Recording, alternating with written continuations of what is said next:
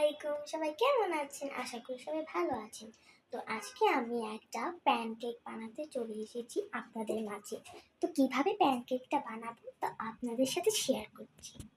প্রথমে প্যানকেক বানানোর জন্য আমি একটা বাটি নিয়ে নিব।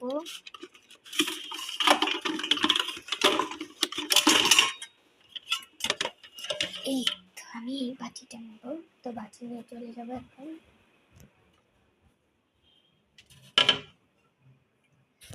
তো আমি এখন এখানে দিচ্ছি একটা ডিম।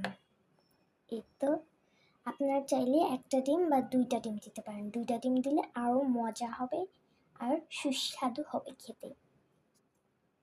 তো গাইস, আমি এখন এই একটা ডিম ভেঙে নিয়েছি। তো আমি এখন চিনিটা নিব।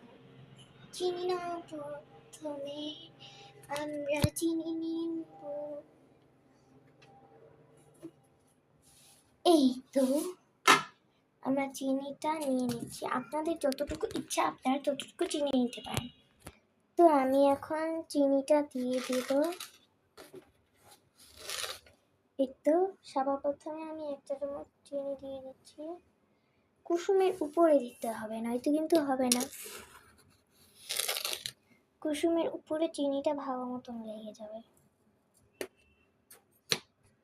তো এখানে আমি আমার পরিমাণ মতন চিনিটা দিয়ে দিয়েছি। এবার মিক্সার দিয়ে মিক্স করব।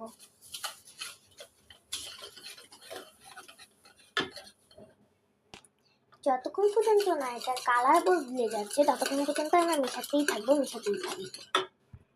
তো ডিমের কালারটা যখন এরকম চলে আসবে তখন বোঝা উচিত যে চিনিটা গলে গিয়েছে। তো আমি এখন একটা কাপের সাহায্যে কয়টা আটা নেব। এখন আমি আটাটা নিয়ে নেব। তো আমি এখন একটা ছাঁকনির সাহায্যে করে নেব। তো এখানে আমার আটাটাও রেডি আছে। এখন আমি আটাটা ভিতরে দিয়ে দিব।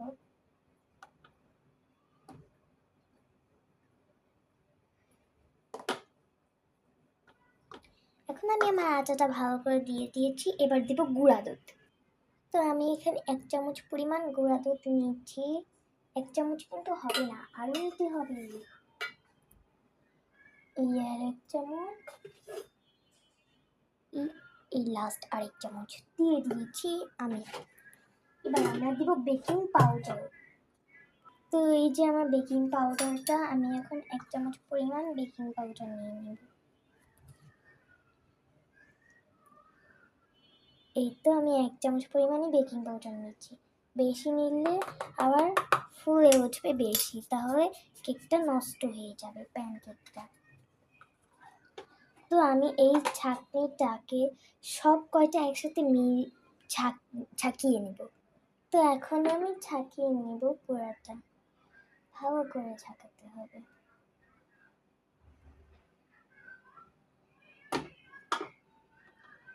এখন আমি কি সুন্দর নেড়ে চেড়ে নিচ্ছি। এই বড়টাতেই হচ্ছিল না, তো তাই আমি এভাবে নেড়ে নিচ্ছি। তো আমি ভালো মতন এটাকে ছেঁকে নিচ্ছি। এবার মিক্সার দিয়ে মিক্সিং করার পর এটা ছাকার একটাই কারণ, যেন এটা একটা বুদবুদ থাকে না, শক্ত শক্ত, তাহলে ওই ইয়াটা হবেও না, প্যানকেকটা। তো আমি লাড়াচাড়া করবো। তো আপনাদের যদি এরকম শক্ত হয়ে যায় তাহলে একটু পানি ইউজ করতে পারবেন। আমি এখানে কাঁচা পানি ইউজ করেছি, ফিল্টারের পানি ইউজ করেছি। এরকম হয়ে গেলে আপনারা বুঝবেন যে এখনো হয়নি, আর একটু পানি মেশানো লাগবে। যখন দেখবেন যে মিশ্রণটা একদম নর্মাল পানির মতন হয়ে গেছে, তাহলে এরকম করে উঠিয়ে দেখবেন যে চকলেটের মতন এরকম হয় নাকি, স্মুথ হয় নাকি, তাহলে ভাবেন যে আপনাদের এটা হয়ে গিয়েছে। তো একটা কড়াইয়ের সাহায্যে আমরা এটাকে দিয়ে দিব। তো আমি এখন আমার সাহায্যে আমি এই কড়াইটা নিয়েছি, আপনারা অন্য কড়াই নিলেও পারবেন। তো আমি এখন এই চুলার জালটা ধরিয়ে দিয়েছি, আর একটুখানি তেল ইউজ করবো, বেশি দেওয়া যাবে না, একদম একটুখানি, একদম একটু একটু করে দেব।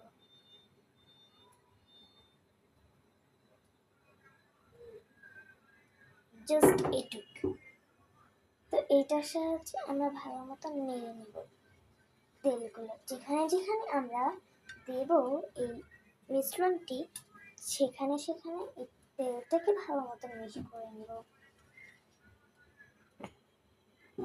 তো আপনারা যদি আরও লাগে আপনারা আরও নিতে পারবেন, আমি আরও একটু নিচ্ছি।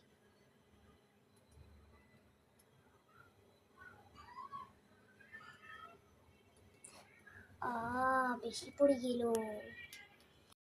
প্যানকেকের এই পাতটা হয়ে গিয়েছে, এখন আমি পরের পাতটা উল্টে দিব। তো এভাবে আমি সবগুলো করে নিব। এই তো আমার প্যানকেকের ফাইনাল লুক। এত সুন্দরভাবে আমি জীবনেও ভাবতে পারি নাই। আর খুব স্মুথ আর অনেক সফট হয়েছে, অনেকটা সফট হয়েছে। ভিতরটা আপনারা বানালে বুঝতে পারবেন যে কি ধরনের সফট হয়েছে। আমি আপনাদেরকে ভেঙেও দেখাচ্ছি, দেখুন ভিতরটা কি সুন্দর সাদা কালার হয়েছে, অনেক সফট হয়েছে, অনেক অনেক। তো আপনারাও এরকম বাসায় তৈরি করতে পারেন এরকম প্যানকেকই মানে কেউ বাসায় আসলে আপনারা অনেকে বানিয়ে দিতে পারেন। মাত্র 10 মিনিটে এই প্যানকেকটা তৈরি হয়ে যেতে পারে। বাই, আবার অন্য ভিডিও নিয়ে হাজির হব।